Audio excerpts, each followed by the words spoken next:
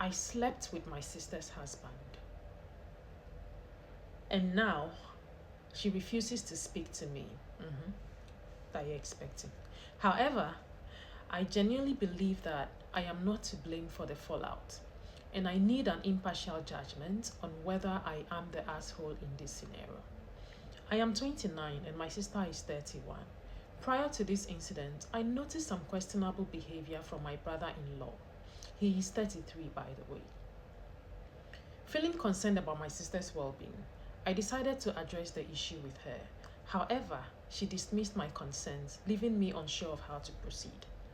My sister works as a flight attendant and she's usually gone for trips. My brother-in-law lost his job and was feeling depressed. During one of her frequent absences from home, she asked me to keep her husband company. She trusted me and didn't believe the warnings that I gave her before about his behavior towards me. But I saw this as an opportunity to support their marriage and help them rebuild their connection. NEPA, ECG, connector, anyway. Unfortunately, as we spent more time together, our bond deepened and we eventually crossed a line that should never be crossed. Hey, we had both been drinking. Blame it on the drink. Blame it on Ogogoro. We had both been drinking and he was complaining to me about the troubles in their marriage and how he hasn't been well for a while. He was crying and I decided to comfort him. One thing led to another and we did the unthinkable. We were both so intoxicated that we stupidly ended up falling asleep together. Barry. I woke up to my sister screaming and hitting the both of us, shouting, "How could you do this to me? We are sisters. I trusted you." She didn't even give me the chance to explain, and she kicked me out of the house.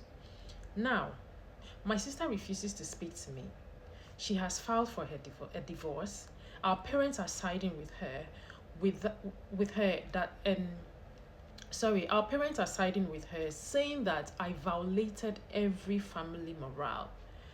However, I believe that there are multiple factors at play here, and I'm not the only one responsible for the breakdown of their marriage.